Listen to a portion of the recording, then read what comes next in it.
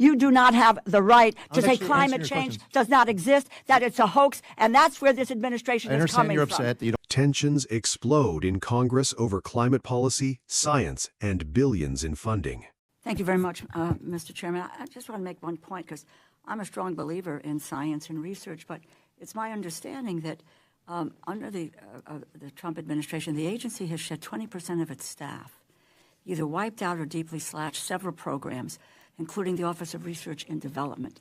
I'm interested in the same way Ms. Pingree is about, I mean, quite frankly, I thrive on research, biomedical research or any kind of research.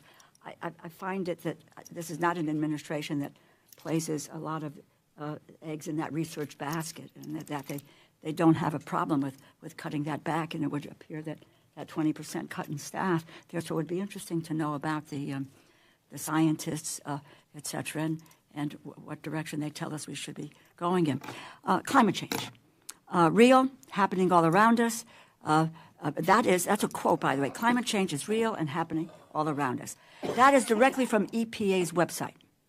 I imagine my shock when I learned that it hasn't been scrubbed from the website, although I fully expect to check in about a week and maybe it will be taken down. I guess we'll see whether or not that's the case. I'm shocked because the science tells us that climate change is real and accelerating.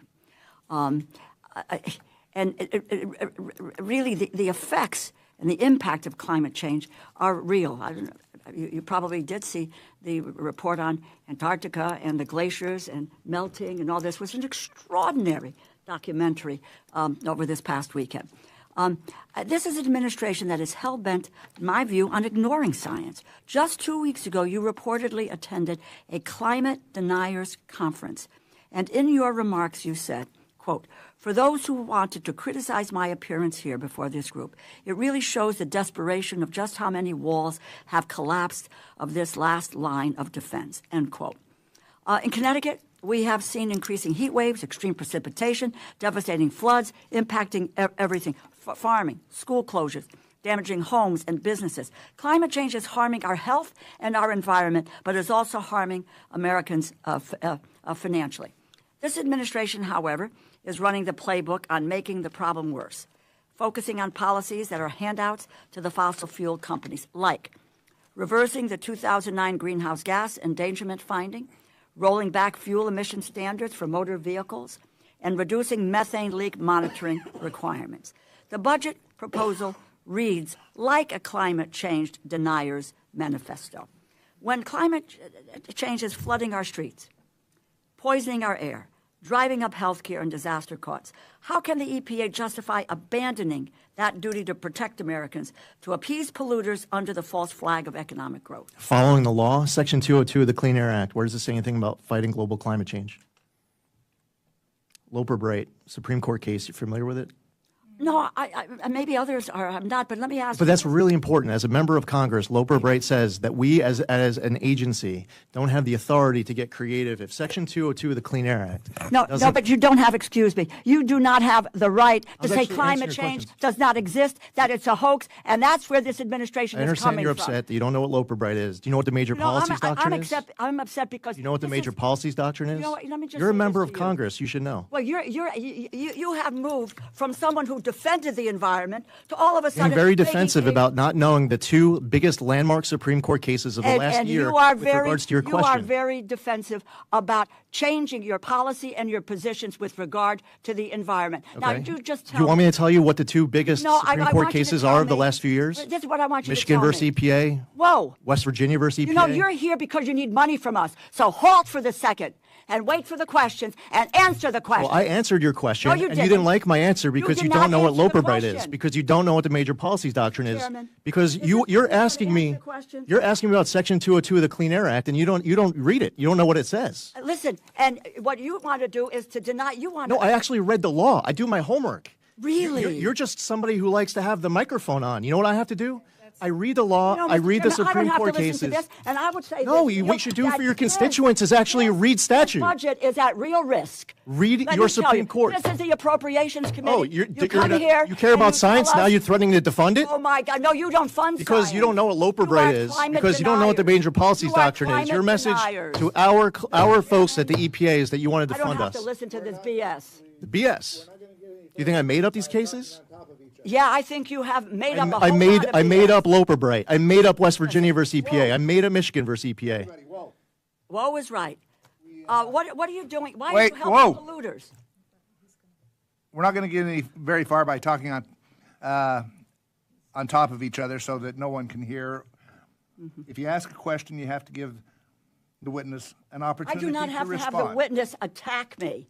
Not when he's here as a supplicant. You have to give the witness a chance federal resources. To answer the question. I've asked a question. I don't have an answer. Oh, so you want me to start over with the last question? What's your question? Do you have a new one? My question to you is in what is going on in our streets today with regarding flooding, what's going on with our air quality, what is happening with in the Antarctic, how do you abandon what the EPA's duties are to protect Americans? And because, in fact, given the way you have dealt with the budget, it is a sop to polluters. You are really, it would appear, I just said what the president claimed in Mar-a-Lago is, you give me $1 billion and I'll make sure that you are made rich. I didn't say that. Your boss, the President of the United States, was clear on that. And that's what this is. That's what is going on here.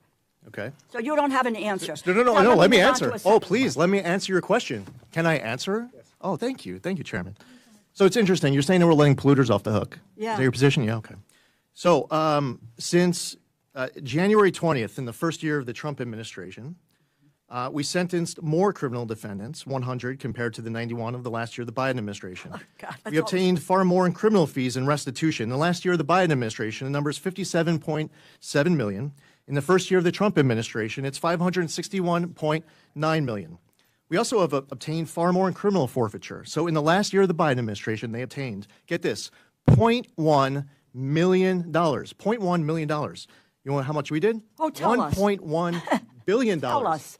How many of those projects did Biden start for you, okay?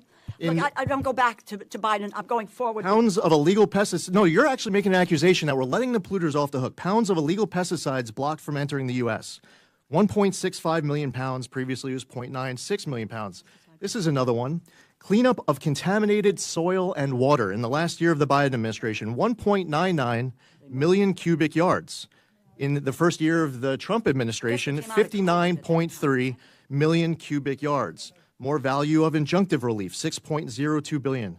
More civil enforcement case conclusions. Okay. So you want to make the claim that we're just giving up on the work of the Enforcement and Compliance Office. Glyphosate. Is that your question? I'd say don't. If your cup was filled with glyphosate, I'm telling you as the administrator of EPA, don't drink it. Thank you so much for agreeing to what we need to do. I don't know what the question was. You're holding up a cup saying glyphosate. You know. Don't drink it. Don't inject it. Maybe you should try doing that. Okay, excuse me. Okay, I'm going to move on to a second question, Mr. Chairman. I hope it's not as long as the first one. Well, it wouldn't have been prolonged, except that you know it's interesting. Yeah, we come with facts. We have answers. Go ahead.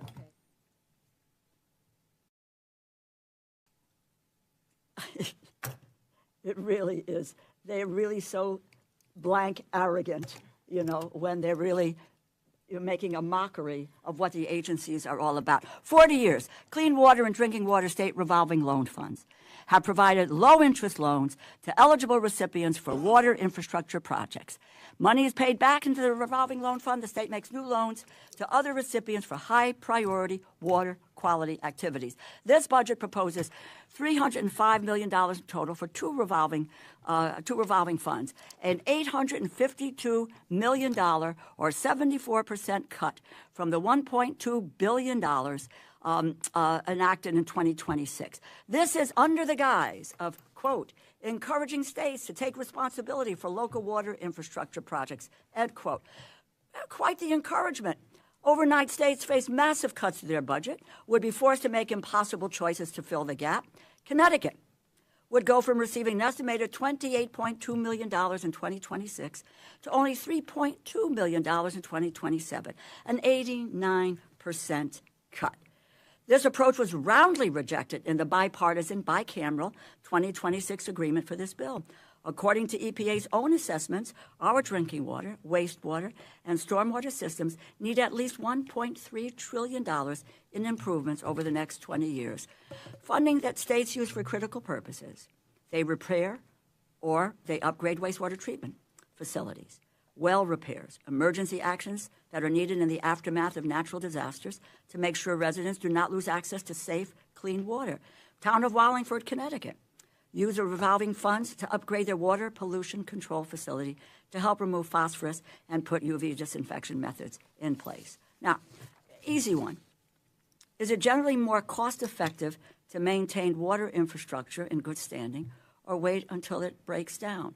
For example, a water main rupturing and flooding a community and then clean up the problem. It's a huge problem in this country that you have aging water infrastructure. We saw with the Potomac Interceptor. Mm-hmm. Given that states will not be able to plug the budget hole, I don't know if you've taken a look at the budgets of states. Oh, we studied everything that's in front of us. Well, I don't know if you studied the state of Connecticut's budget. What is your plan for communities when they inevitably suffer failures in their water systems, which is going to happen? With all due respect to all of the amazing initiatives that you call congressionally directed spending, and we see firsthand that a lot of the projects that we're administering includes a lot of very good use as members of Congress set out in their desire to have this congressionally directed spending included in appropriations. We don't include that in our proposal. How much you might choose to raid the SRF on congressionally directed spending is a decision that Congress makes as you go through your deliberative process. I'm not saying that, passing judgment on individual projects. No, actually, I'm not. But I'm saying I don't ask for your earmarks for you. That's a process that you all have. You're not going to see that in the president's FY27 budget. You're not going to see congressionally driven set-asides. The SRF fund would be flowing as a revolving fund if it wasn't continuously rated for earmarks and set-asides.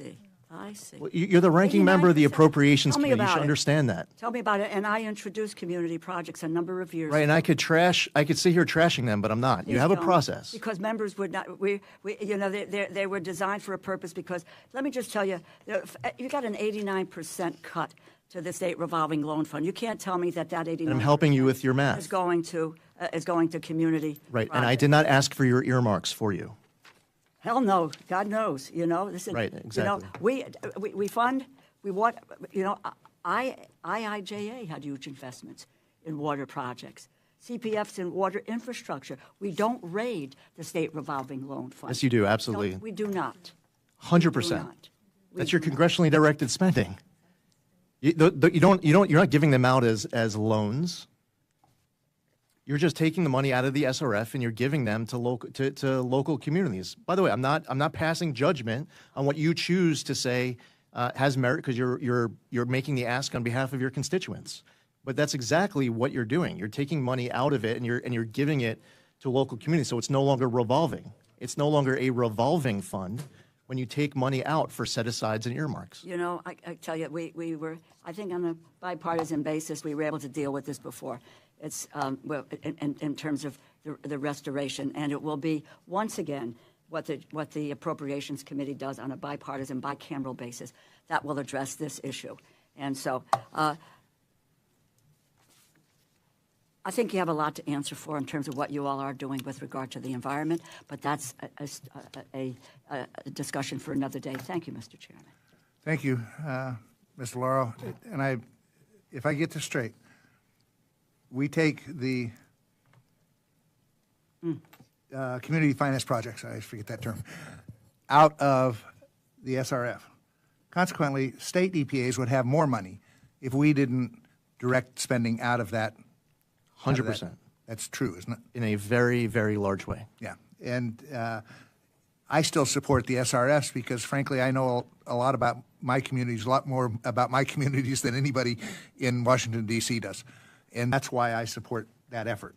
And but it is true that if we did no community finance projects, there would be much more in that account that would go to the states. We'd have all the money. At the center of the discussion was a concern about staffing reductions and program cuts within the EPA, including a reported reduction of roughly 20% in workforce and restructuring that affects research and development functions.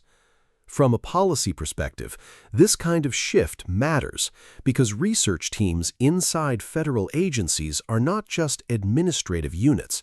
They are the backbone of environmental monitoring, climate modeling, pollution tracking, and long-term scientific forecasting. When those teams are reduced or reorganized, it raises broader questions about how much capacity remains for independent scientific analysis inside government decision-making. The conversation then moved into climate change, where the argument wasn't about whether it exists, but about how aggressively it is being addressed through federal policy. One side emphasized that climate change is already visible through extreme weather patterns, flooding, rising temperatures, and environmental disruptions that are increasingly affecting communities, infrastructure, agriculture, and public health. This is consistent with what many scientific institutions have been documenting over time, especially in relation to shifting weather systems and long-term environmental trends. A major point of tension was how environmental regulations are interpreted under existing law, particularly the Clean Air Act, and how recent Supreme Court decisions have reshaped the way federal agencies interpret their authority. Cases like West Virginia v. EPA and the broader implications of administrative law doctrines such as Loper-Bright were referenced as part of a larger debate over how much discretion agencies should have when implementing environmental protections. At its core, this is not just a legal debate, but a structural one about how power is distributed between Congress, federal agencies, and the courts when it comes to regulating complex issues like emissions and air quality.